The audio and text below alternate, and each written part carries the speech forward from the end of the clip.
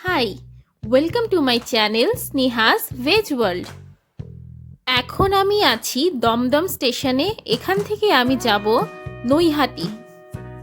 এছাড়াও আপনারা যদি কেউ হাওড়া থেকে আসতে চান তবে প্রথমে আপনাকে আসতে হবে চুঁচুড়া ফেরিঘাট, সেখান থেকে নৈহাটি ফেরিঘাট। নৈহাটি ফেরিঘাট থেকে বড় মায়ের মন্দির হাঁটা পথে 10 মিনিট মতো। শিয়ালদা থেকে নৈহাটিগামী প্রচুর ট্রেন রয়েছে, সেই জন্য আপনাদের কোনো অসুবিধা হবে না। ফাইনালি আমি চলে এসেছি নৈহাটি জাংশন। ট্রেন এসে দাঁড়িয়েছে 3 নম্বর প্ল্যাটফর্মে। এখান থেকে যেতে হবে 1 নম্বর প্ল্যাটফর্ম। এই 1 নম্বর প্ল্যাটফর্মের ওভারব্রিজের পাশ দিয়ে আমরা এখন যাব।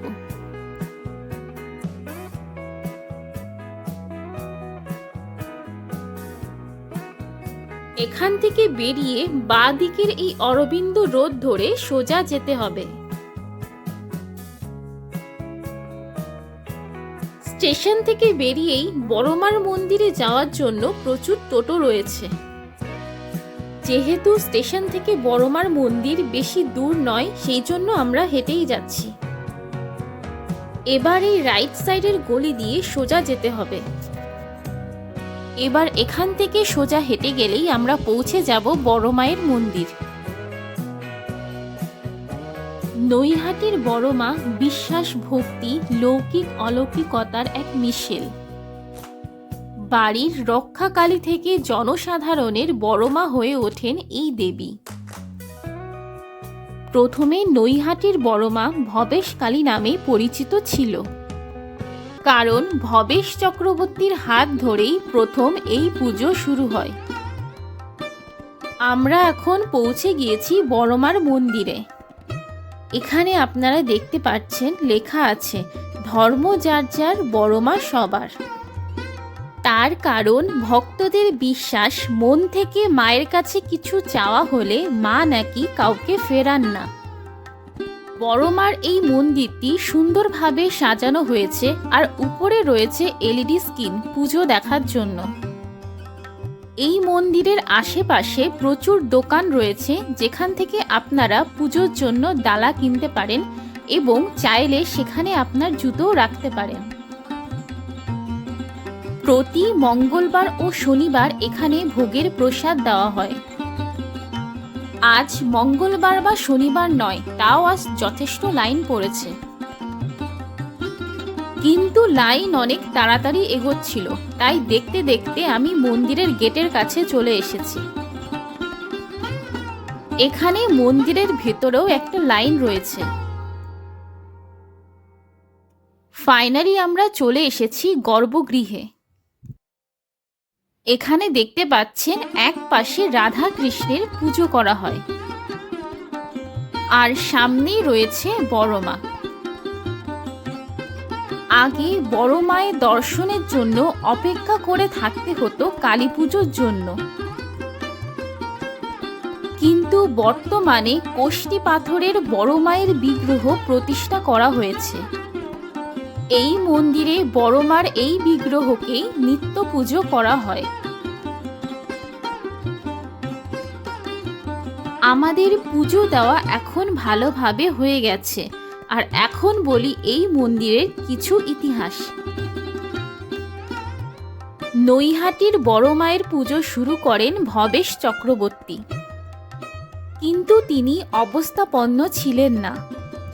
এমতো অবস্থায় ভবেশ চক্রবর্তী ও তার 4 বন্ধু মিলে রাসের মেলা দেখতে গিয়েছিলেন। সেখানে বিশাল আকৃতি রাধা কৃষ্ণের বিগ্রহ দেখে চমক লেগে যায় ভবেশ চক্রবর্তীর, কিন্তু তিনি অবস্থাপন্ন ছিলেন না, অথচ বড় কালী পুজো করার কথা মনে মনে ভেবেও ফেলেছিলেন। সেই সময় তার বন্ধুরা এগিয়ে আসেন এবং যথাসাধ্য সাহায্য করেন। এরপরই পুজো শুরু হয়।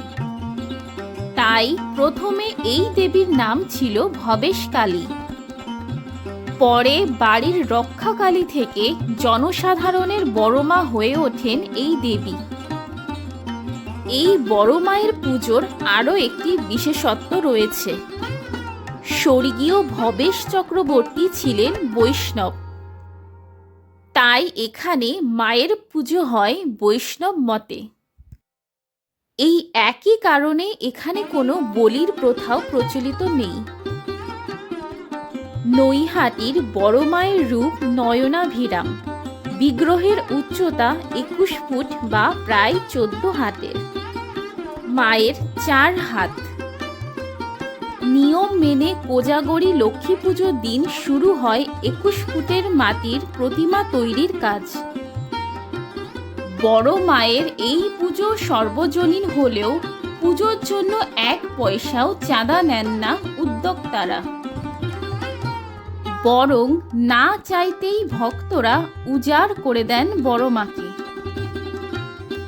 পুজোর দিন প্রায় 100 কেজি সোনার গয়না ও রূপোর গয়না পরানো হয় বড় মাকে। থাকে কড়া নিরাপত্তা। বড় মার পুজো শুরু না হলে নৈহাটির কোনো পুজো শুরু হয় না। তবে একদিন নয়, টানা 5 দিন ধরে ধুমধাম করে পুজো করা হয় বড় মার। বিসর্জনের সময় গা ভরা সোনা রূপো খুলে ফুলের গয়নায় সাজানো হয় বড় মাকে। বিসর্জনের দিন আয়োজন করা হয় আলোর কার্নিভাল। বড় মায়ের বিসর্জনের পর শুরু হয় অন্যান্য প্রতিমার বিসর্জন। নৈহাটির এই বড় মায়ের মাহাত্ম্য অপরিসীম। কথিত আছে দেবী তার সন্তানদের কষ্ট দেখতে পারেন না, তাই ভক্তরা কিছু চাইলে সেই আন্তরিক প্রার্থনা বিফলে যায় না। মনোবাসনা পূরণ হলে ভক্তরা আবার ফিরে আসে মায়ের কাছে। এখন আমরা মায়ের দর্শন করে ফিরছি নৈহাটি স্টেশনে এবং সেখান থেকে ধরবো আমাদের বাড়ি ফেরার ট্রেন। তাহলে আজকের ভিডিও এই পর্যন্তই থাকছে। দেখা হবে আবার আমার পরবর্তী ভিডিওতে। Bye bye.